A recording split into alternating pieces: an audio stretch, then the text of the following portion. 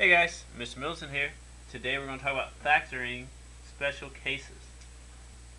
At the end of this video, you should be able to identify and factor a polynomial that is a special case. Okay, before we start, I'll let you know that it is not required for you to know these special cases. But if you understand them and know what to look for, it can make some problems easier.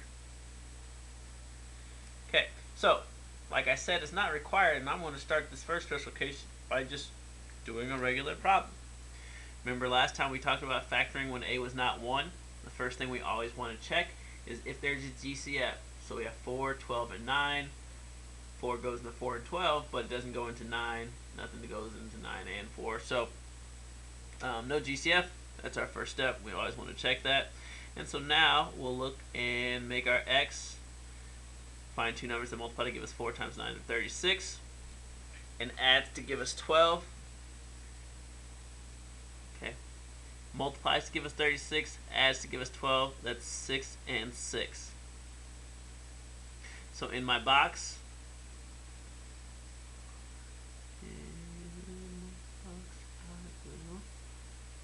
write my term, or my first term, in the first box, my last term in the last box, and then these two terms that fit my product and sum number in these two boxes. Okay, I'll go through each row and column and find out my GCF. So my GCF is 2x. My GCF here is 3. My GCF here is 2x. My GCF here is 3. Okay. Make sure that all the products work too. Okay, that's good. And so my final answer should be 2x plus 3 and 2x plus 3. Okay. What do you notice about the two binomials? Well, they're the same. So let's look at the original polynomial, and what do we notice about the first term and the last term? Notice that the first term and the last term are both perfect squares, 4 and 9, and they're both positive.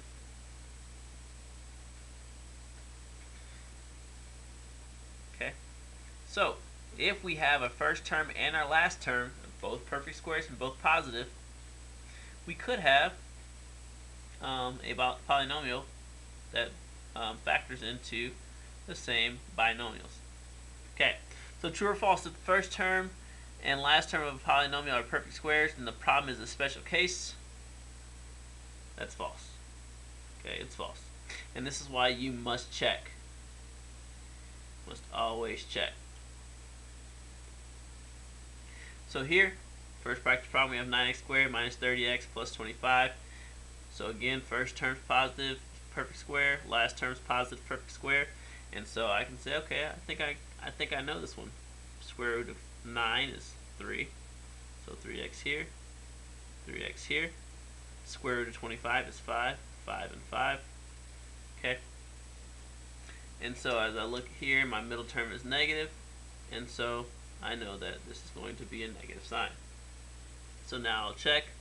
That's 9x squared minus 15x minus 15x plus 25. Hey, that works out. So I have 3x minus 5 times 3x minus 5, or I can write it as 3x minus 5 squared.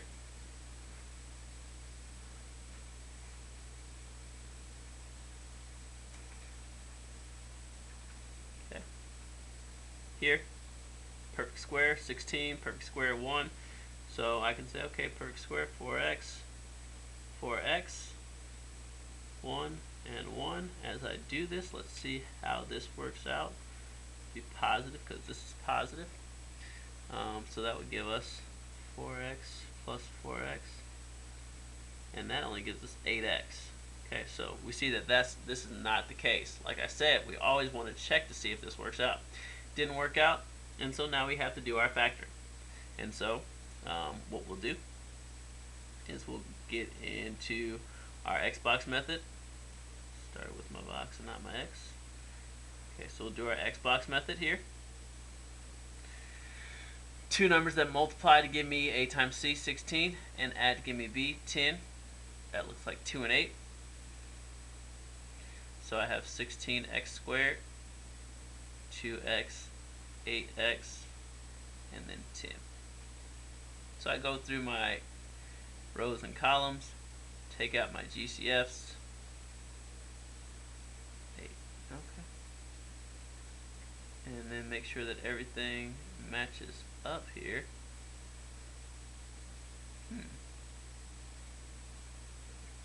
Oh, I wrote 10 here instead of 1. Look at that. See? And that's why you check your answers. And that should be 1 as well. Okay. So, 16, okay, that's 8 times 2, 16x. 8 times 1 is 8x. 1 times 1, 2 times, there we go.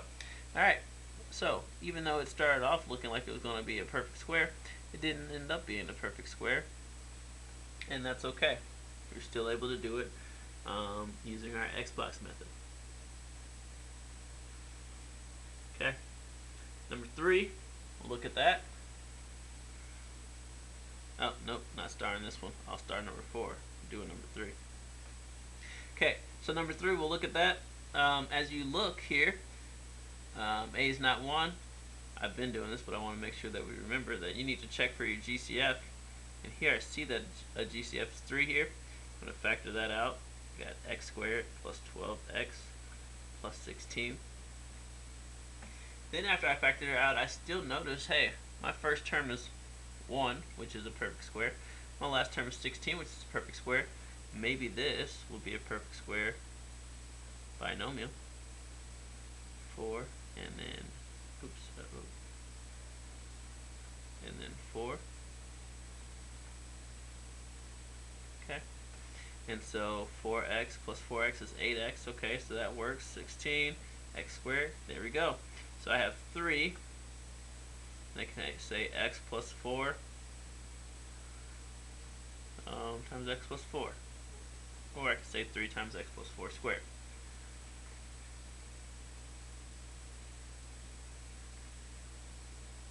Alright. So there we have it. Factoring perfect square trinomials. Again, if you don't like that shortcut, or if you don't understand that shortcut, that's fine. We did this problem without understanding that there were even shortcuts, so we're able to do that. Okay, we did this problem once the shortcut failed, so we're able to do that. So if you don't like the shortcut, you're like, I don't get it, don't use it. Use the Xbox method. Okay, try it on number 4.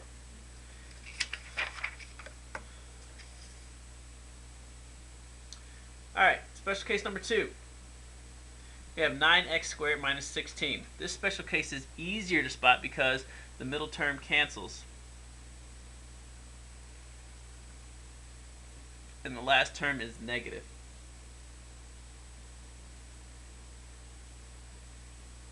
For this to happen, the second terms of the binomials must have the same number with different signs.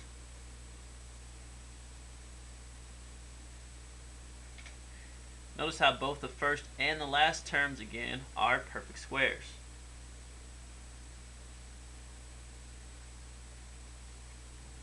Okay, so 9x squared minus 16 kind of jumps at you. So, again, kind of looking at what we did last time, except our middle term cancels out. So, say, okay, they're perfect squares. 3x and 3x, because that's how we get 9x squared. Square root of 16 is 4. 4 and 4. And because that middle term cancels out, I have a positive and a negative. And that's our shortcut. Okay, so as we look at number 1, 49 is 7 times 7.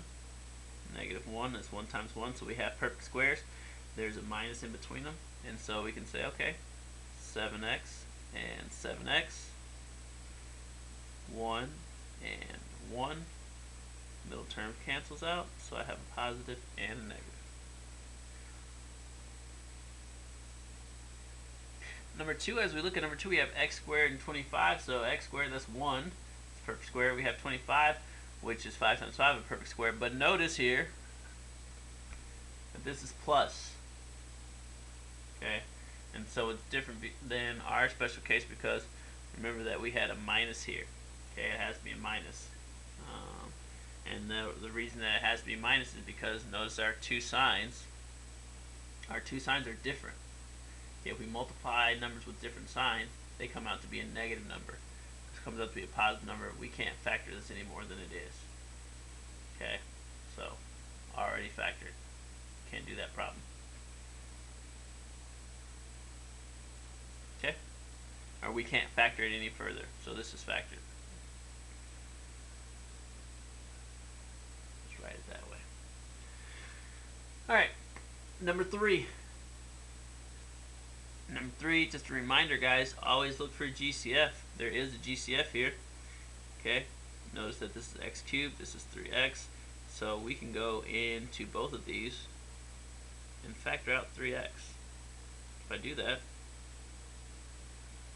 4x squared minus 1.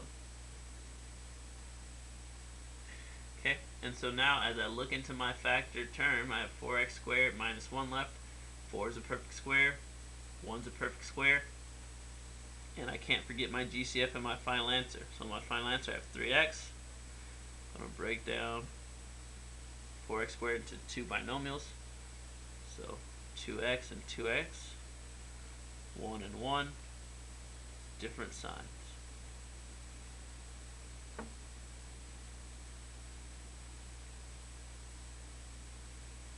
Oh man, I wanted to show you how we could do this without, sure I can do it here. Alright, so you might say, hey, what if I don't like this shortcut? How can I do this without the shortcut? Well, here's how. We can still use our Xbox method. And remember, we'll want to take out the GCF, so we'll be here. We'll say, okay, we need to find two numbers that multiply to give us -4 and add to give us 0. What two numbers multiply to give us -4 and add to give us 0? -2 and 2. Okay. Now, realize that we're saying we need to add to give us 0 because as we break this down, we would say that our A value is 4. Our C value is -1, and we know that because there's no variable by it. And our B value, you might say, well, we don't have a B value. We do. It's 0. Okay, so our B value goes here.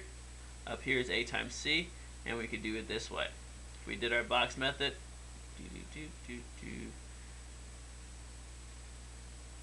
first term, first box, last term, last box, and then these two terms that we have in the other two boxes, 2x, 2x, -1, 1. Okay, so even without the shortcut, we're able to do this using the box method. Now obviously, shortcut will be nice. It will help us to cut down on some of the larger numbers that we might run into because of just how fast those perfect squares change. Okay, but if you don't recall the shortcut, then the Xbox method will work with these as well. Okay, just the big thing is that our B value in problems where like this is 0. Okay. Alright, try number 4 for me, for yourself, and bring that to class completed. Okay. Alright, big takeaway, remember that you don't need to know these special cases. You could factor each one of these just like you did in lesson 7, and possibly in lesson 6, depending on if A is 1 or not. However, if you're able to identify the special cases and you understand the shortcuts, these problems can be done a lot more quickly. Okay. All right. So that's our quadratics, our polynomials chapter. Talked about factoring quadratics, adding and multiplying, and all that stuff. So